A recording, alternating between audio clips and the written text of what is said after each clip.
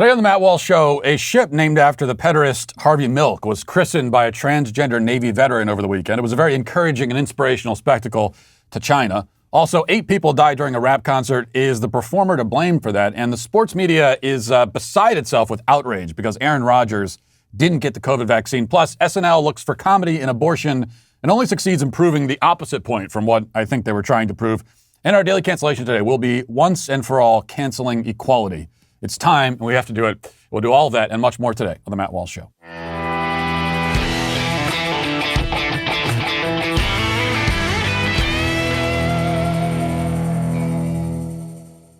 You know, food prices are going up, gas prices are going up, prices for everything are going up. And that's why, you know, any opportunity you get to save money, you've got to take advantage of. That's a good strategy for life in general, especially now with inflation. And I'll give you one thing that'll make it really easy for you. It's called Get Upside. It's a new app, and you can save money on gas every single time you fill up the tank. My listeners are making up to 25 cents for every gallon of gas every time they fill up. Just download the free Get Upside app in the App Store on Google Play or on Google Play right now. You can use promo code Walsh and get a bonus 25 cents per gallon on your first fill up. That's up to 50 cents cash back. Don't pay full price at the pump ever again. Why should you? You can get cash back using Get Upside. Just download the app for free. Use promo code Walsh to get up to 50 cents a gallon cash back on your first tank, 25 cents a gallon after that. Some people who drive a lot are making as much as $200 to $300 a month in cash back, and there's no catch. The cash back gets added right to your account, and it's really as simple and easy as that. So what are you waiting for? Just download the free Get Upside app and use promo code Walsh to get up to 50 cents a gallon cash back on your first tank. That's code Walsh. Gay rights icon Harvey Milk was a child molester and a pederast, known for shacking up with troubled teenage boys. One of his long-term boyfriends, and please note the air quotes around that term, was 16 years old, mentally ill and suicidal. Milk was in his mid-30s at the time of this relationship, again the air quotes. The gay rights hero preyed upon boys of this kind. He brainwashed them. In fact, he had a real affinity for brainwashing as he was friends with and a defender of cult leader Jim Jones, once writing a letter to Jimmy Carter describing Jones as a, quote, man of the highest character. Milk had cult followers from the People's Temple working on his campaign, and most of them would go just a few months later to commit mass suicide at a compound in South America. So that was Harvey Milk for you. But in spite of all this, in spite of Harvey Milk being essentially the Kevin Spacey of his time, but creepier, we're meant to celebrate and honor him because he advanced the gay rights cause. He was a martyr for the cause, we're told. Even though he was murdered, and he was murdered, but he was murdered when he was a city supervisor by a disgruntled employee for reasons that had nothing to do with homophobia. And the same guy also killed the mayor, who was straight. And you never hear about the mayor. Poor guy. Nonetheless, Harvey Milk was gay, and he was killed, and that's enough to make him into the Jesus Christ of the gay rights movement, a man who died for the homophobic sins of all mankind. Since then, the mythology of Harvey Milk, again, the middle-aged man who sexually preyed upon high school boys, has grown and expanded and been literally cemented into the public consciousness in the form of statues and memorials and all kinds of things. A few years ago, the post office proudly unveiled its new commemorative Harvey Milk stamps. And yesterday, a Navy ship, the USNS Harvey Milk, was christened in the San Diego harbor. And there to do the honors was trans Navy veteran Paula Nera. Let's listen to that. Paula, would you please christen the ship? In the name of the United States of America, I christen thee Harvey Milk. May God bless the ship and all who sail in her.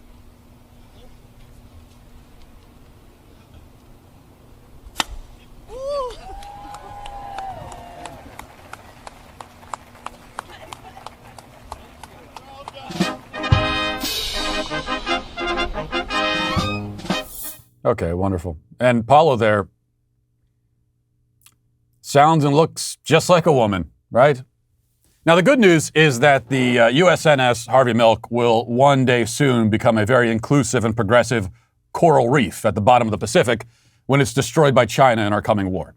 Indeed, on the same day that a biological male named Paula was christening a ship named after a child molester, The Hill published an article revealing that our government is unnerved, quote unquote, by China's growing military capabilities. From the article, it says, America's defense establishment has watched threats from Beijing rapidly grow in multiple areas, including recent hypersonic missile tests, an expanding nuclear arsenal, strides in space and cyber, and seemingly daily threats to Taiwan. Quote, we're witnessing one of the largest shifts in global geostrategic power the world has witnessed, Joint Chiefs of Staff Chairman General Mark Milley said Wednesday when speaking about China's recent military advances. Quote, they are clearly challenging us regionally, and their aspiration is to challenge the United States globally. A potential shift in the global balance of power is worrisome to U.S. officials and lawmakers. Yes, worrisome.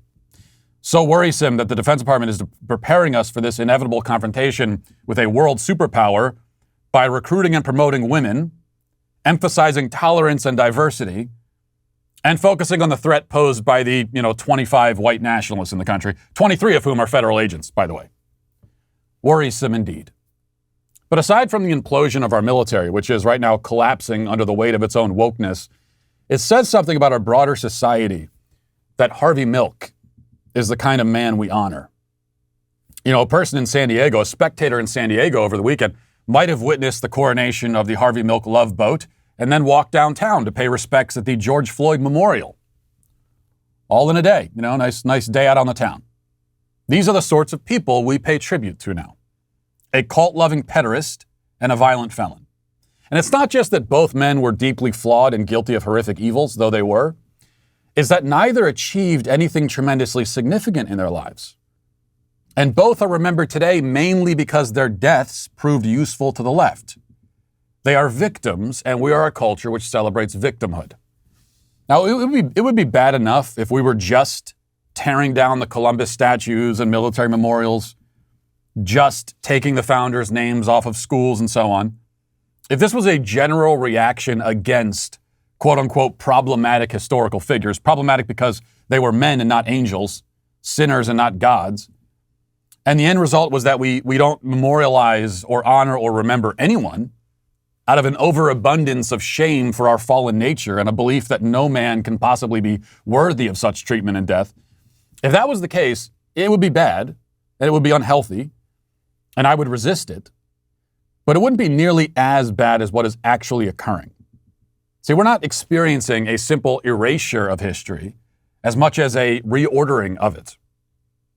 So we're not getting rid of Columbus, Jefferson, and Washington. We're replacing them. And all the rest of our traditional heroes as well. When Mount Rushmore is finally blown to smithereens, and it will be, new faces will be carved on the mountainside. It won't be left alone. The new faces of George Floyd, Harvey Milk. It's hard to know who else will make the cut. I mean, the litmus test is that you must be worshipped by either BLM or the LGBT lobby, and you must have a compelling victim story, whether the story is true or not, and most of the time it isn't. It doesn't matter if you accomplished anything. Accomplishments, if anything, are discouraged. Virtue is irrelevant also. So what we find is that all cultures need their mythic heroes. That's a need for a culture. There's a reason why every human society since the dawn of civilization, and possibly even before that, has built monuments to its ancestors. It's an irresistible human impulse that we all have. We must have some idea about our past. We cannot live in a pastless, futureless void. We have to know where we've been. We have to see the footsteps in the sand so that we know where to go. And what's true of individuals is also true of societies. You become what you admire. Until recently, we followed the footsteps of great men who achieved great things. And so we continued to produce more great men who would blaze a path for the great men to come after them. But we don't care about greatness anymore. Actually, we hate it. Our heroes now are Harvey Milk and George Floyd. That's who we admire, or are told to admire. And so that's who we will become. Now let's get to our 5 headlines.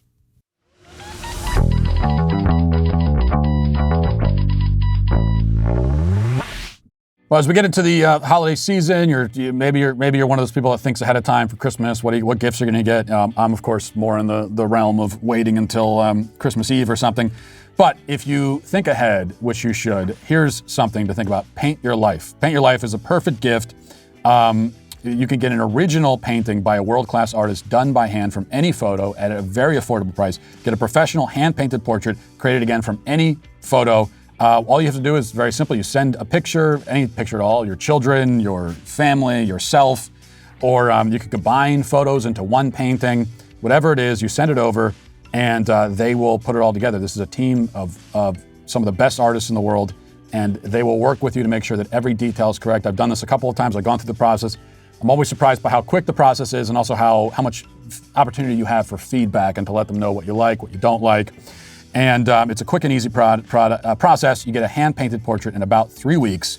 At paintyourlife.com, there's no risk. If you don't love the painting, your money is refunded, guaranteed. And right now is a limited time offer. Get 20% off your painting. That's right, 20% off and free shipping. To get this special offer, text the word Matt to 64,000. That's Matt to 64,000. Text Matt to 64,000. Paint your life. Celebrate the moments that matter most. Well, I hope you had a great, good weekend. At least good. Maybe not great. That's set the bar a little high, but at least good. You had a pretty good weekend.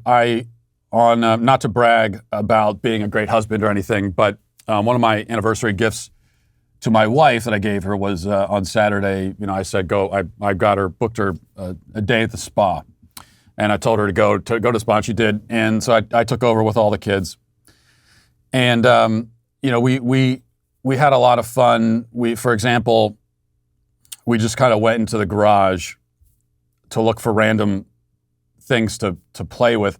And we found some old plastic storage bins, and my kids said, "Can we take the plastic storage bins out back on the grassy hill and try to sled down the grass in the storage bins?" And so that was like 2.5 hours of fun.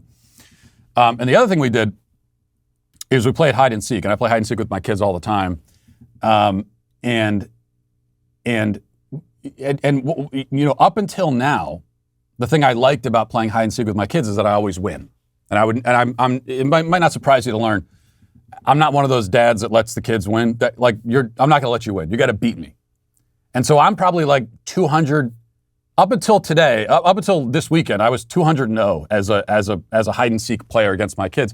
But now they've gotten older, and they're playing the game on a more psychological level. So it was my turn to hide, and I was hiding. So I picked a great hiding spot. I'd already planned it out. I was in this great hiding spot. They were never going to find me. And then I hear this loud bang down in the living room, and my son starts screaming out that he's hurt himself. He's like screaming and crying, "I hurt myself." And so I come running out to check on him, and he says, "Ha ha, just kidding." So he was pretending to hurt himself to flush me out of my hiding spot. And I thought, you little, this is, I'm here playing checkers, and now you're playing 4D chess. That's psychological warfare, and I fell for it.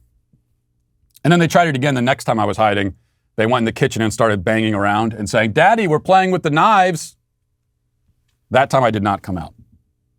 I was wagering that they were just kidding about playing with the butcher knives. Unfortunately, they were. But even if they weren't, that was a risk I was willing to take. All right, we'll start with this from the Daily Wire. It says a sold-out Houston music festival attended by an estimated 50,000 people turned deadly on Friday night after a headliner began to perform. The Associated Press reported the crowd gathered for the 2-day event in NRG Park at Astro World. They suddenly surged toward the stage during a performance by rapper Travis Scott. And he was not just the performer at this Astro World event. It's his event. He puts the event on. I believe he has an album called Astro World. So this is his event that he puts on. And it says, quote, "They started surging towards the stage, squeezing fans so tightly together that they could not breathe or move their arms, and killing 8 people in the chaos, hospitalizing several others. According to the outlet, as a timer clicked down to start the performance, the crowd pushed forward. Nick Johnson, a high school student who attended the concert, told the AP, "Everyone was passing out around you. Everyone was trying to help each other, but you couldn't move. You couldn't do anything. You can't even pick your arms up. It just got worse and worse." Now, keep in mind, 8 people. And I mean, this has been a pretty big story in the news. I don't know how it's not a bigger story than it's being treated. 8 people, mostly kids, died at a concert. But remember, prior to this, what I think was considered the deadliest and most catastrophic music festival ever was Woodstock '99. And in that, I believe that was like a 2 or 3 day festival. There was 200,000 people there, and 3 or 4 people died. And it was a big deal at the time. I can remember it distinctly. Yeah, 3 or 4 deaths with that many people. This is 8 people in a crowd of 50,000. In a span of a couple hours, died. Officials called off the event about 40 minutes after law enforcement observed concert goers going down. Authorities said a mass casualty incident had occurred at 9:38 p.m. According to the Houston Chronicle, concert attendees said Scott appeared to play his whole set and finished at 10:15 p.m. And Travis Scott is the boyfriend or whatever, I don't think they're married, of Kylie Jenner, one of the Kardashians. There are a lot of weird reports coming out of this concert, and I don't know how much of it is true or not. One thing that you heard early on, kind of the rumor circulating online, is that people were being injected with some unknown substance, and this has been at least partially confirmed. There was a security guard who was briefly rendered unconscious after feeling a prick on his neck. And then they woke him up and they found markings where he had been injected by somebody. And there were also reports of many, at least several people going into cardiac arrest. It's not clear if that happened during this surge or before it, or if it had something to do with what sparked it to begin with. But you had people being injected with drugs, apparently, other people being trampled to death. And the videos that you see online now, and I'm not going to play them, but you can go find these videos. There's many of them circulating. Travis Scott is up there continuing the performance.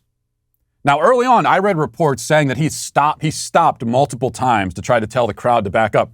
That was the report anyway. That's the claim. I have not seen any videos of Travis Scott stopping the concert.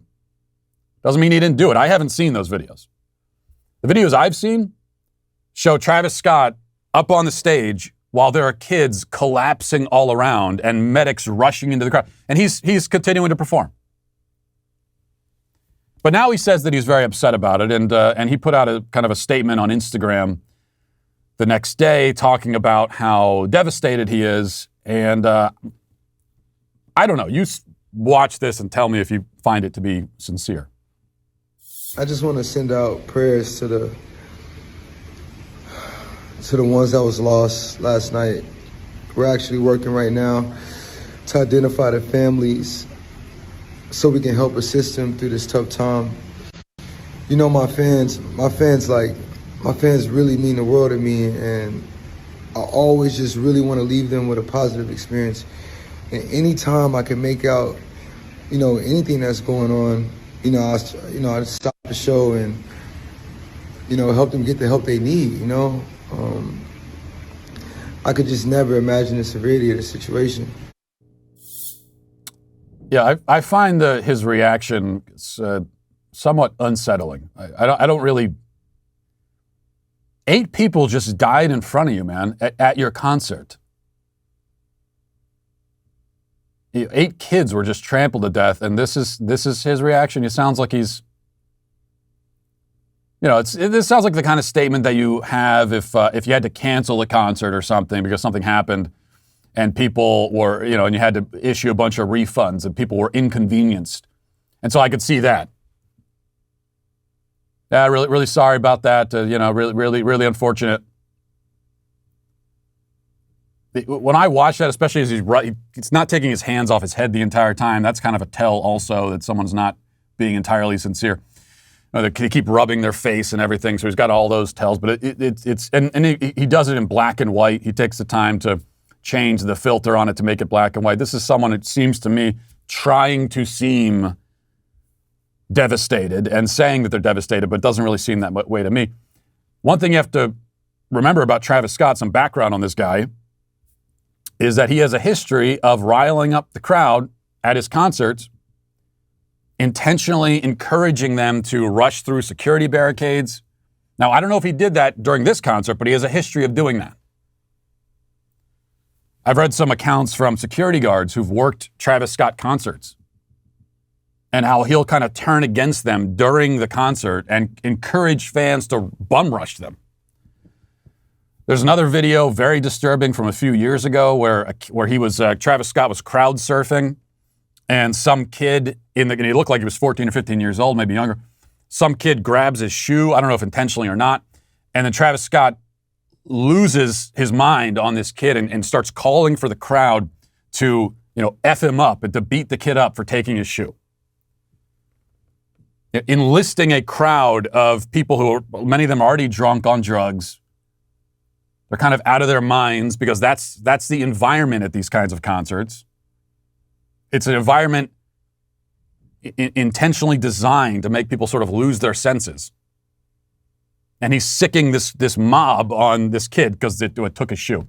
Meanwhile, I'm sure this guy has 500 pairs of shoes at his house, along with a couple dozen backstage for all of his outfit changes, wardrobe changes. So that's the kind of guy he is. Which means I put all that together and I put this on him. I don't know how. I put this on him at least to the extent that you blame Alec Baldwin for shooting the cinematographer. I mean, it wasn't just his fault. There were other people involved. But you're the one holding the gun. And you didn't check it. And so this falls on you. Travis Scott, this is your concert. It's up to you to make sure everything is safe.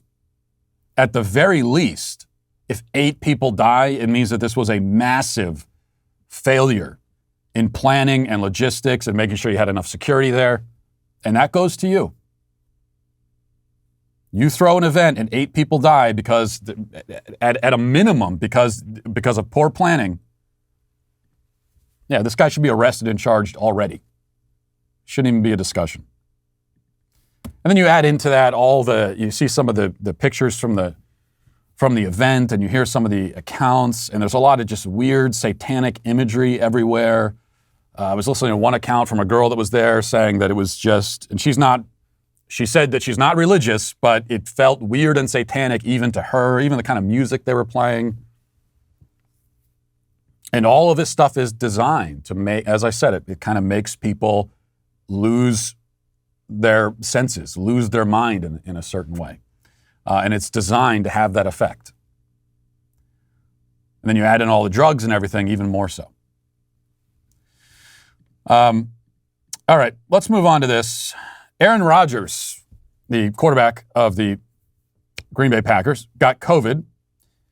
And the assumption immediately, once he was diagnosed with COVID, is, well, that means that he wasn't vaccinated. Which, that's not a safe assumption because we know that vaccinated people get COVID all the time.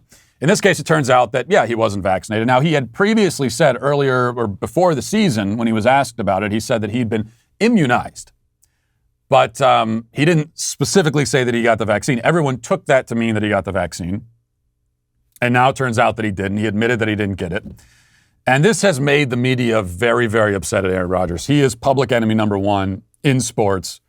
And so if you watched football yesterday or over the weekend, you saw a lot of segments like this. Here's Terry Bradshaw, former quarterback himself in the NFL, now a NFL commentator. Here he is addressing Aaron Rodgers, and Terry Bradshaw's like on the verge of tears because Aaron Rodgers didn't get vaccinated. Let's listen to this. I'd give Aaron Rodgers some advice. It would have been nice if he'd have just come to the Naval Academy and learned how to be honest. Yeah. Learn not to lie, because that's what you did, Aaron. You lied to everyone. I understand immunized. What you were doing was taking stuff that would keep you from getting COVID-19. You got COVID-19. Ivermectin is a cattle dewormer. Sorry, folks, that's what it is. We are a divided nation politically. We're a divided nation on the COVID-19, whether or not to take the vaccine. And unfortunately, we've got players that pretty much think only about themselves. And I'm extremely disappointed in the actions of Aaron Rodgers. I'm not mad. I'm disappointed. You lied to us, Aaron. You lied to us. Do you think maybe if he did lie, and I'm not saying I necessarily agree with that characterization, but if he did, maybe it's because you're not owed the truth, Terry Bradshaw? Why should you be told? If I lie to you about my medical history, it's because you have no business knowing that. If someone on the street comes up to me and says, hey, have you taken this drug or got this medicine? I could say whatever I want. Sure, I took it. You don't have any moral right to be angry if you find out that I wasn't telling the truth later. You lied to me. Well, how it's none of your business. Why are you asking the question?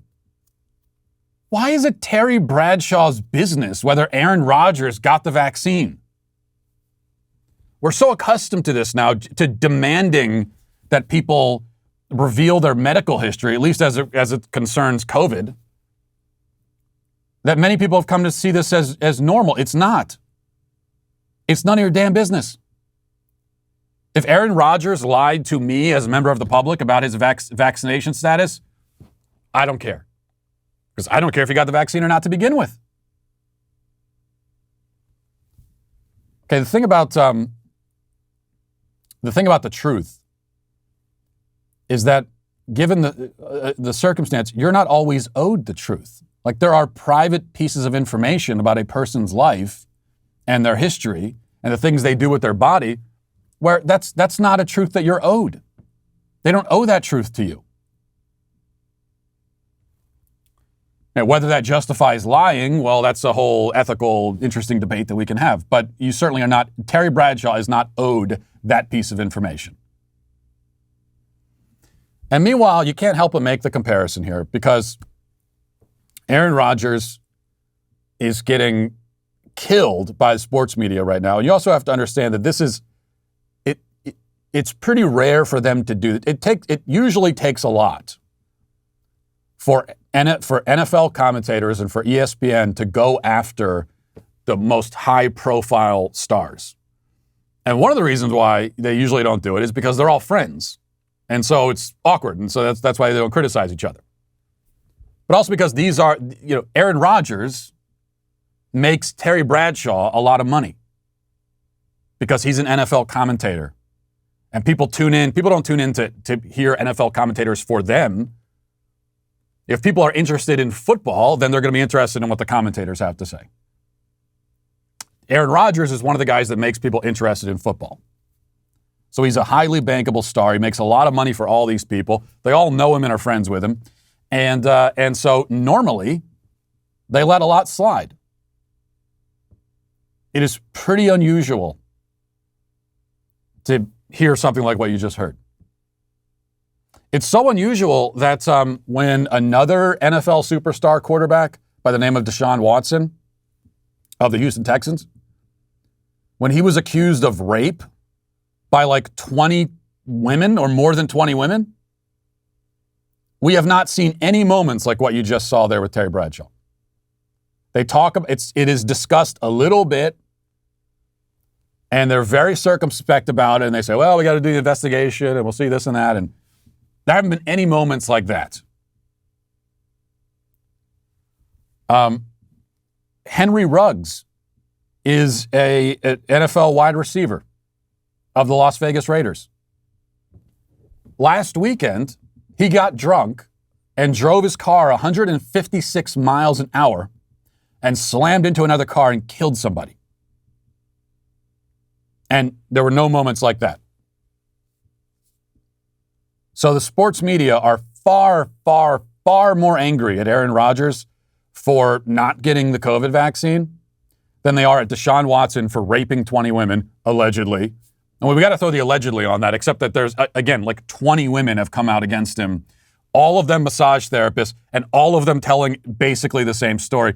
And when that happens, I think you could basically drop the allegedly, okay? Now you've got, it's 20-1, and they're all telling the same story. There's a real pattern here. So Deshaun Watson allegedly raping 20 women. Henry Ruggs killing somebody last week. But sports media far, far, far more angry at Aaron Rodgers for not getting the COVID vaccine. And before anyone attempts some desperate maneuvering here by saying, well, Aaron Rodgers could kill, he could kill way more than just one person by not getting the vaccine.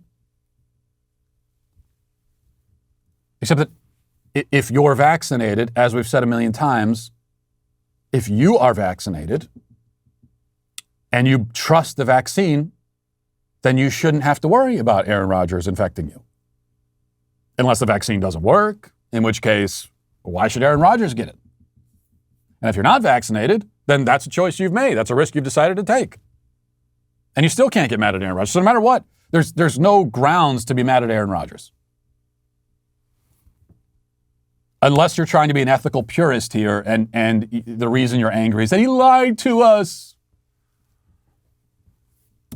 Yeah, he lied to you. Deshaun Watson raped 20 women. So I don't know. You decide. You decide who we should be taking to task here more.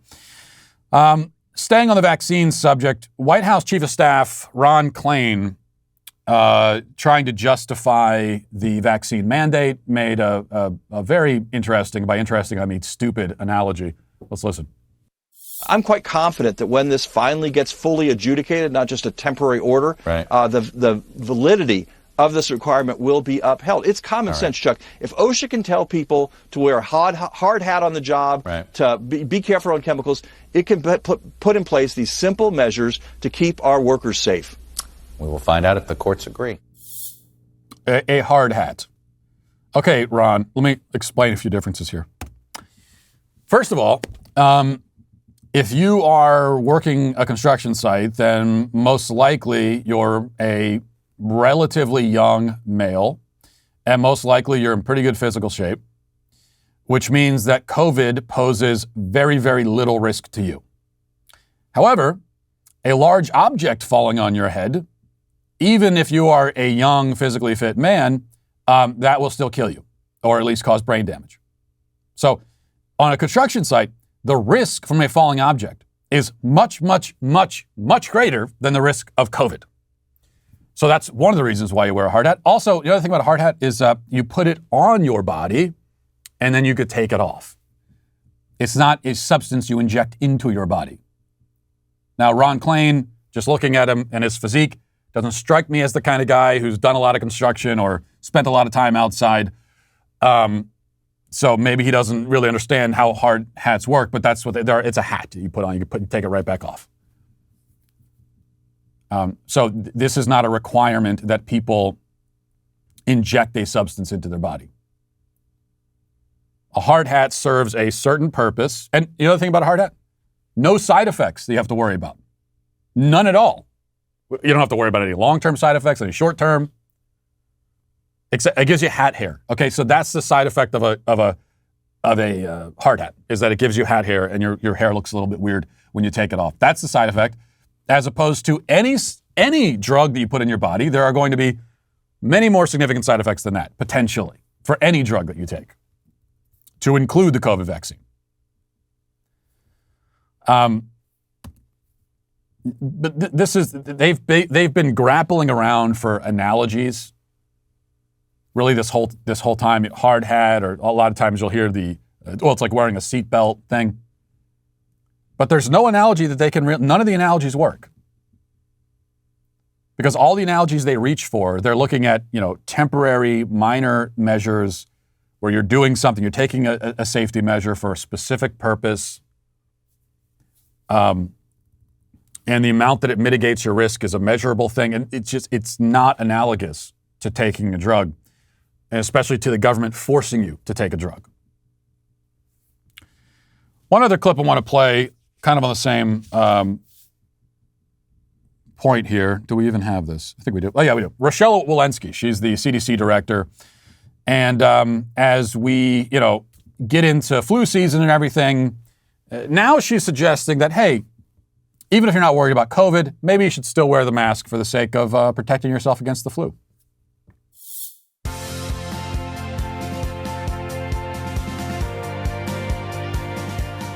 The evidence is clear. Masks can help prevent the spread of COVID-19 by reducing your chance of infection by more than 80%. Whether it's an infection from the flu, from the coronavirus, or even just the common cold. In combination with other steps like getting your vaccination, hand washing, and keeping physical distance, wearing your mask is an important step you can take to keep us all healthy. Get vaccine facts. We can do this. Okay, cool. So just wear the vaccine or wear the mask until we've cured the common cold, and then you'll be good to take it off. Why didn't the CDC ever suggest this before? Did Rachel Walensky and the CDC, did they just discover that the cold exists?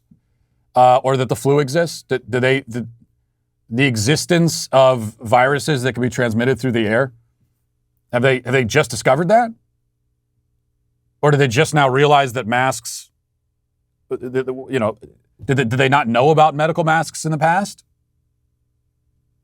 If it's a simple no big deal measure. Why was it never suggested before COVID? But this was a conspiracy theory before, remember? If I suggested or you suggested, as many of us did, predicted that this is going to become a lifestyle that they're going to try to impose on us from the top permanently, where you have to cover your face forever because COVID is all of the reasons given for wearing a mask because of COVID. All of those reasons apply to the cold and they apply to the flu and everything else. And if they were making that argument for that, then they're going to say it for the flu and they're going to say it for the cold. Only when we made that argument in the past, up until right now, that was a conspiracy theory. And now you have the CDC coming out and saying exactly that. So that's the way it always works. All right, next, SNL had some hilarious abortion content on Saturday night. It's from the report from the Daily Beast. It says, Saturday Night Live's Weekend Update had a lot of ground to cover this week, especially given that Ice Cube, a celebrity whom Kenan Thompson has perfectly impersonated before, lost out on a $9 million acting gig in the Sony comedy Oh Hell No because he refused to get vaccinated. Okay, but who cares? Skipping ahead, it says the real standout was, and this is an article they're very much impressed with this bit. They're taking a positive view of it. The real standout was Goober, a clown played by Cecily Strong and styled to look a lot like Lunette from the children's series The Big Comfy Couch. The reason for her appearance? To respond to the stringent Texan law that effectively bans abortion after 6 weeks, because just one day before she turned 23, she had a clown abortion. So that's the character. She's a clown who had an abortion, and this is supposed to be funny. Let's watch a little bit and find out if it is. The Supreme Court heard arguments this week in Women's Whole Health v. Texas about the controversial Texas law that essentially bans all abortions after just 6 weeks. Here to cheer us up, well, this can't be right, Goober the clown who had an abortion when she was 23. Hey, I'm Goober the clown. So, Goober, you had an abortion when you were 23? Hey, whoa, slow down. I'm a clown. Let's clown around. Hey, smell this flower. You're not going to squirt me, are you? Oh, I would never. Okay. Oh, gotcha. I had an abortion the day before my 23rd birthday. Okay. It seems like you do want to talk about your abortion. Well, actually, I really don't. But people keep bringing it up, so I got to keep talking about freaking abortion. But it's a rough subject, so we're going to do fun clown stuff to make it more palatable. Whee! Hey, who wants a balloon animal? You want a giraffe? Okay. You don't have to do this, Cecily. Who's Cecily? I'm Goober. And I wish I didn't have to do this, because the abortion I had at 23 is my personal clown business. But that's all some people in this country want to discuss all the time, even though clown abortion was legalized in Clown v. Wade in 1973. Here. I mean, as always with SNL, the most offensive thing about it, by far, is that it's supposed to be a comedy show, and it's just not funny at all. It's certainly, I'd have to acknowledge, there's a real challenge when you're trying to make a funny joke about the slaughter of 60 million children. That's not an easy thing to do. I'm not sure that there are any funny jokes you can make about it, but that definitely wasn't it. And we hear from the Goober the clown. And this is what we always hear. This is the line we always hear from pro-abortion, especially the feminists. Well, I don't want to talk about it. Why do you guys keep talking about abortion? No, but you do want to talk about it. That's all feminists ever do is talk about their abortions. Like they walk through the streets shouting, "I got an abortion, everyone! I got an abortion! Let me tell you about my abortion." But then, as always, if you say, well, I really don't think you should have got that abortion, that's not a good thing. Why are you talking about my abortion? This is my business. Why are you so obsessed with it? Why are you obsessed with my body?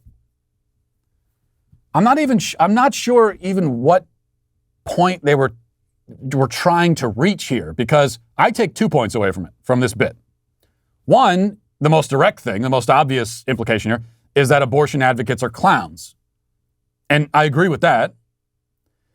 But then there's also, what you find here is this kind of classic image of the tears of the clown, right?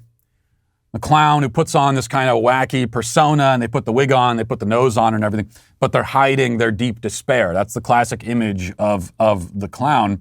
And that is, in fact, what lots of post-abortive women do. And especially post-abortive women who are shouting their abortions, the feminists, the abortion advocates. Okay? You spend any time around, you go to a conference of a feminist conference, Planned Parenthood or something. I wouldn't recommend it. But you're going to find nothing but Goober the clown there. A bunch of goobers running around. All of them talking about how great it is that they got an abortion, how happy they are about their abortions. Isn't it so wonderful?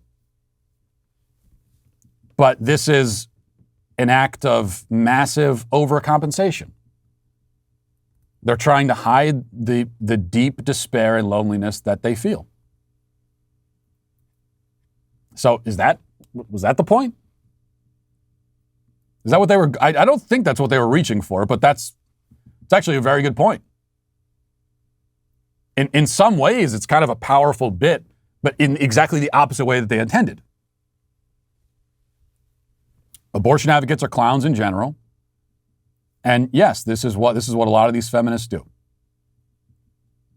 They've got it's kind of like the classic meme that you see online of the guy holding up the smiley mask, but behind it he's crying. That's it right there. That is feminism. Especially feminism when it comes to abortion advocacy. Because there's really no way, despite how they try to fool themselves and the rationalizations that they come up with, there's just nobody who, especially as they get older and they get to the end of their life, I can tell you this, there's not a single feminist on their deathbed who had an abortion or 1 or 2 or 3 or 5 abortions or whatever, who's going to be lying there on their deathbed and saying, oh man, I am so glad I got that abortion. Thank God I got that abortion. Thank God I'm not leaving any progeny behind. Thank God I'm leaving no legacy. Thank God I'm laying here alone with no one to mourn me. Because the only people who would have mourned me, I killed. I can guarantee you there's not one single feminist saying that.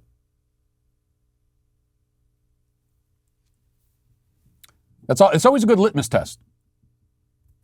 It's a good way to decide if you're making the right choice or not. Is to just imagine, okay, I make this choice 50 years from now or 60 years from now, hopefully if it's that long, and I'm laying on my deathbed, am I going to be happy about this choice that I'm making right now? And if the answer is obviously no, then probably not a good choice to make. There's a lot of women who have, and it's certainly in the future, just generations of women who are going to die alone with no one to love them, leaving no legacy behind, leaving no imprint on the world at all. It's pretty sad. That is a very sad thing. All right, let's finally finish with this a little bit more lighthearted. This is from the Daily Mail. It says, this is the report anyway. Again, I report, you decide, okay? It says, he's supposed to be committed to reducing emissions, but when President Joe Biden produced a little natural gas of his own at the COP26 summit, it was audible enough to make the Duchess of Cornwall blush. An informed source has told the Mail on Sunday that Camilla was taken aback to hear Biden break wind as they made polite small talk at the global climate change gathering last week. The source said, quote, it was long and loud and impossible to ignore. Camilla hasn't stopped talking about it. So, I don't know what's going on. It's almost like it's almost like there's a 78-year-old man in office. I'm not sure, but this guy, according to the reports anyway, he's just and farting all over Europe. It's a real problem here. Especially with pollution being being as bad as it is. He has crop dusted all of Europe. What's happening? Well, again, I know what's happening. He's an old man. And there's no way, like, there's no, and I'm just trying to imagine, first of all, I need to know more about this, okay? Because even in the Daily Mail report, I read the whole report with great interest, and then it kind of moves on and it talks about the climate change summit. It doesn't give us any more information. I need to know more. Because Joe Biden is standing there, allegedly, and he lets out this massive fart that goes on for minutes, apparently. Is there a pause in the conversation?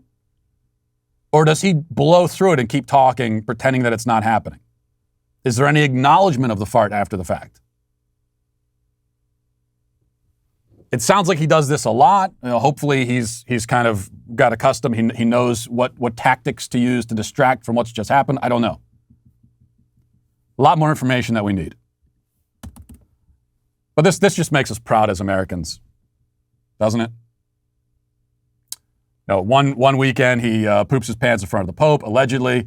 The very next weekend, he's farting in front of the Duchess of Cornwall, of all people. Makes me very proud to be an American. All right, now time for the comment section. Daily cancellations are the law and order of the day.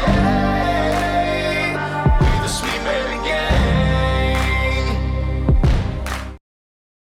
Jim says, I'd like Matt to acknowledge that he occupied stolen land in Loudoun County in that lady's basement. That land was not stolen. That was given to me fair and square.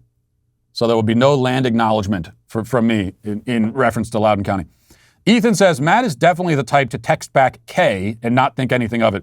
I would never do that. I would spell it out. Well, I would, okay, the letter O and then K. I don't, because I don't speak that way. Okay, I text the way that I speak.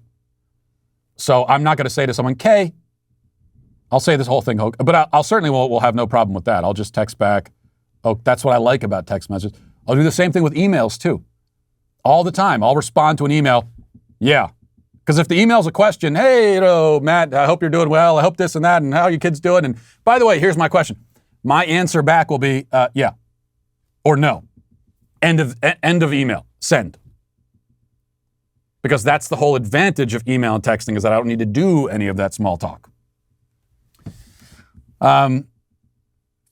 Mark says, Matt, I was thinking you should get a second dog so yours has a buddy to play with. No, that's the last thing that we need. We're actually having a problem with the dog. At least it's a problem for me. I'm going to throw this out there. If there's any dog whisperers, this is a serious thing. If there's any dog whisperers in the audience, maybe you can give me your insight. So the issue is, I think I mentioned this like a month ago, that we got the dog, we adopted the dog, and then we had the dog for 3 days, and then I went away for a week. And I came back, and every time I walk into the room, the dog would bark at me because it's like he bonded with his pack, and I wasn't in the pack. And now it's a month later, has not changed. So my wife started saying, well, maybe you need to feed the dog and give him treats. And, so you're constantly groveling and sucking up to this mangy beast in the house. And I said, you know what? I'm so tired of getting barked at. I will do that. So I feed the dog. I give him treats. Come here, little boy. Here's your treat. And maybe I'm being sarcastic about it, and that's probably, maybe he's picking up on that. I don't know. But it hasn't changed. It's actually gotten worse. Every time I walk into a room now, he barks. It's like I have not earned my place in the pack in my own house. So if anyone has any, in all seriousness, because it's ruining my life. So if you have any suggestions on what to do about that, let me know. Tracy says, I'm sitting here dumbfounded as to how people could just know someone for 3 hours and do that. Hookups are an insane practice. Referring back to the Dave Portnoy thing. Yeah, hookup culture. Well, but you know something, Tracy? The fact that you would not want to be sexually active with someone who you just met and have known for 3 hours, that now puts you, that's its own sexuality. I think that's what they call demisexuality now. You're a demisexual. Did you know that? If you prefer to have some kind of emotional involvement with someone, at least to know something about them, if that's even bare, let alone you want to be married first. Now that is you've got your own letter in the LGBT alphabet. You're a demisexual, whether you want it or not. That has become, that used to be, well, you're a normal, healthy person. But now that's just one variation. That's one sexual variation among millions, and they're all equal. Jack says, Matt, after seeing your most recent anniversary/vacation photos, has it occurred to you that the only retort necessary to defeat all of your internet adversaries is, have you seen my wife? I win. Yeah, I do. I do have a very attractive wife, which I do think, but I try not to use that in arguments because it would be weird to do. But I do think that sometimes. Let's see. Yo says, I feel your pain, Matt. I bought my girlfriend a nice bottle of white wine and she poured 7-Up into it. I was literally speechless. Poured 7-Up in the... Is that a thing that people do? That to me seems like a breakup offense. You know, my wife, we're married. The fact that she wasted my very nice bourbon by putting in tea, that's the kind of thing you work through. We're going to counseling for it right now. But 7-Up and wine, to me, especially it's early on, that's kind of like a red flag. I already, I've been with my wife for 10 years. I know this was a momentary lapse of judgment. Normally, she has a great amount of respect for whiskey. She would never normally do that. So I have all of that background. But if you're just dating someone and they're pouring 7-Up in their white wine, I hate to say, but I think you got to cut that rope. I hate to say. As you heard last week, the Daily Wire made one of the biggest announcements it will ever make, that it's filing a lawsuit against the federal government. This is an unprecedented move for the Daily Wire, but staring down the face of an increasingly authoritarian president leaves no other options. Our senile leader has ordered that large employers must require their employees to get vaccinated against COVID or submit to regular testing. The Daily Wire's lawsuit was filed by the Dillon Law Group and Alliance Defending Freedom. They do a lot of great work, and they're helping us with this. In the U.S. Court of Appeals for the Sixth Circuit, the lawsuit alleges that the Biden administration lacks constitutional and statutory authority to issue the employer mandate, which would seem they obviously do. Because, look, this mandate is absolutely unconstitutional, and we're not standing for it here at the Daily Wire. But we need your help. If you want to stand up against this tyranny alongside us, then become a Daily Wire member today. Go to dailywire.com/subscribe, enter code DO NOT COMPLY at checkout, and you'll receive 25% off your membership. You'll also be helping us fight this unconstitutional mandate. Also, as always, we have more exciting news here at the Daily Wire. We're launching Daily Wire Now, which means that you'll be able to stream all of your favorite Daily Wire shows on Vizio Smartcast. You can tune in to watch Candace discuss current events with guests ranging from Donald Trump to Dana White, or catch one of your favorite hosts, like, for example, me or me. There's always something interesting to stream. Watch Daily Wire Now exclusively on Vizio Watch Free Plus streaming app on channel 162 to access the content you love 24 hours a day, 7 days a week, only on Vizio Smartcast. Now let's get to our Daily Cancellation. Today we're going to cancel equality. And this has been a long time coming. Equality has been asking for it, and now the moment has arrived. Of course, every day there's some new lunacy concocted in the name of equality. You can just Google the word equality on any given day, and you'll be guaranteed to find a headline like this one. Here's just the most recent example. From the New York Post, it says, UK primary schools ask boys to wear skirts to promote equality. Reading on, it says, a grade school in Scotland asked male and female students and teachers to wear skirts to class to promote equality. We want our school to be inclusive and promote equality. An email from Castleview Primary in Edinburgh said to parents, the Daily Mail reported on Wednesday, boys as young as 3 years old were asked to participate by wearing a skirt. It says, we're keen to spread the message that clothes don't have a gender and that we should all be free to express ourselves as we choose. Teachers wrote in a message to parents, according to the outlet. Now, equality here is just the cover story, as is so often the case. An adult who asks a little boy to put on a skirt has no doubt other intentions and motivations. He's probably a pedophile, is what I'm trying to say, in case I wasn't being clear enough with the insinuation. But this is still one more instance of the sort of madness that the West's obsession with equality has wrought. It seems to be infecting schools especially. Some school systems have done away with grading systems because of equality. They've abolished gifted and talented programs in the name of equality. Equality has put an end to most of the games we used to play in recess and gym class. Of course, equality is what has opened the girls' bathroom to boys. Equality has wreaked havoc in education. And there's a reason why the education system in particular is concerned with equality. We'll get to that in a minute. But this extends far beyond education. Everywhere, our society is being restructured around the concept of equality. And along with its dysgenic offspring, equity, tolerance, inclusion, all of them, all kind of related. Currently, the Equality Act is working its way through Congress, a piece of legislation which seeks to legally abolish once and for all the biological differences between the sexes. But those differences cannot be abolished So instead, we will simply be forbidden from noticing or acknowledging or in any way acting upon or in response to those differences. So overall, it's clear that we are an equality-obsessed culture. Before we talk about why equality obsession is bad, it should be, and I think it would be illuminating and useful to discuss why the obsession exists in the first place. Where did it come from? Why are this society's past? You go through human history. You didn't have this. But why for us? Why are we so obsessed with equality? That's a large question, not one that I can answer completely during this segment, but here are two major factors. First, we are a self-obsessed, narcissistic culture. And equality, ironically, is a major concern of self-obsessed, narcissistic people because they wield equality as a negative force. They're constantly worried that other people are advancing beyond them, succeeding more than them, getting more out of life. And so they call for equality as a means to chop everybody back down to their level. You'll notice that so often the person calling for equality is not calling for others to be raised up to his level, but for everyone to be lowered down to his level. Equality is kind of a weed whacker, cutting the blades of grass that grow higher than the rest. And it's often the lower blades pointing to the higher ones and saying, get him, cut him down to size. It's not fair that he's growing faster and higher than me.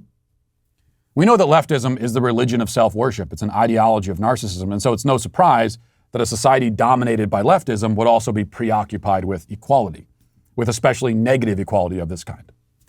The second factor can be found on the other end of the spectrum. It kind of approaches from the opposite direction. While equality is very often a tool used by narcissistic losers to prevent others from succeeding, it can also be born from confused and misplaced empathy. So like I said, this is kind of the opposite thing here.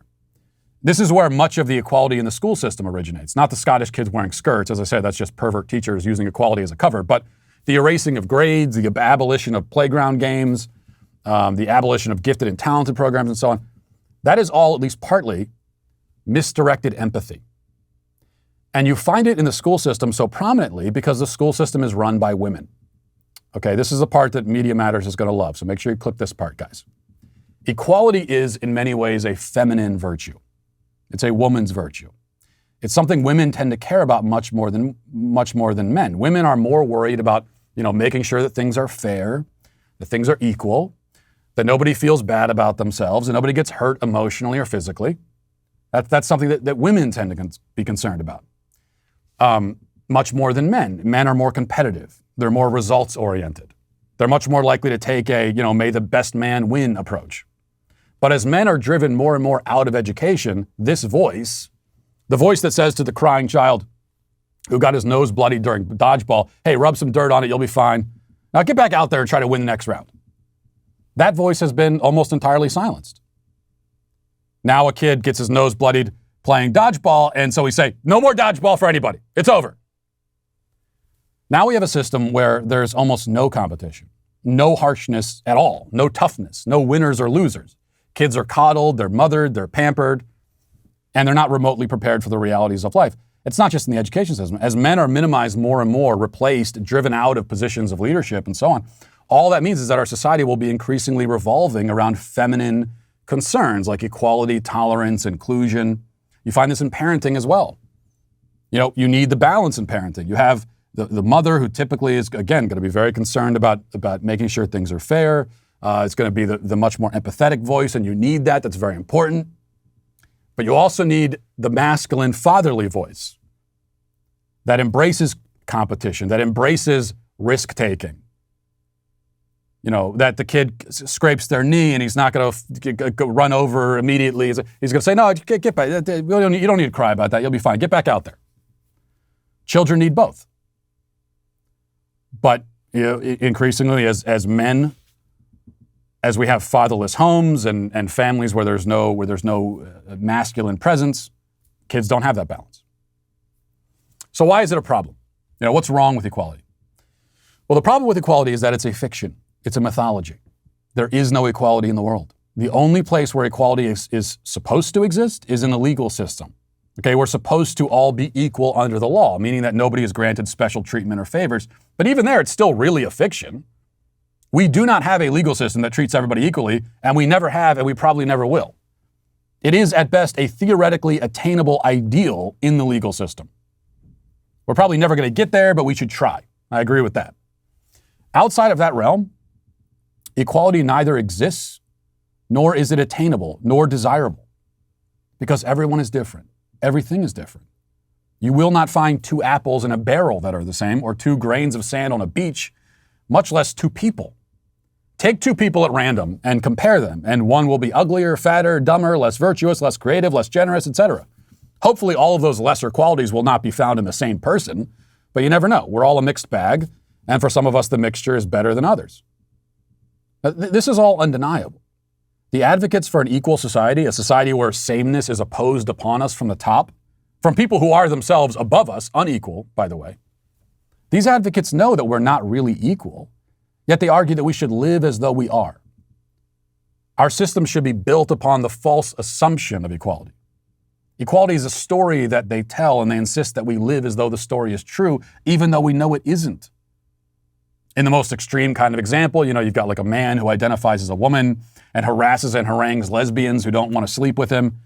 He'll say that he's equal to, the same as biological women, and so they ought to be attracted to him the same way that they're attracted to other women. But they're not, because equality is a story, it's a stage play. And the equality advocate demands that everybody play their part, go along with the script, even if it's all fictional. So that's my issue with equality, when you boil it down. It's a lie. We're not equal. We weren't really created equal either, with all due respect to Thomas Jefferson. We're equal in a very abstract and spiritual sense, in the sense that we all have dignity and worth as human beings, sure. But outside of that, we were created very unequal, very different, with vastly different qualities, characteristics, traits, and abilities. And thank God for that. Imagine how boring and dismal and pointless life would be if everyone you encountered was merely a carbon copy of yourself. Imagine if there was no one better than you on earth. No one to look up to or admire, no role models. That's the leftist utopian vision. But the vision is a nightmare. And it's not real. And never can be. And we should stop pretending that it is. And that's why Equality Today is canceled. A segment that I'm sure will garner rave reviews, and everybody will agree with me. And we'll leave it there for today. Thanks for watching. Thanks for listening. Have a great day. Godspeed.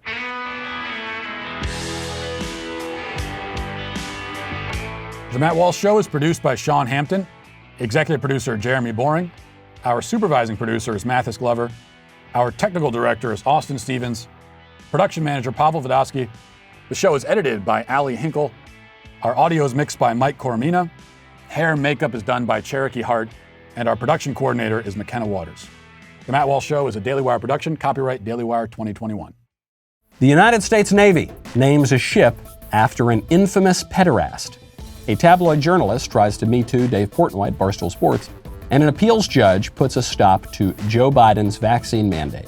For now. Check it out on The Michael Knowles Show.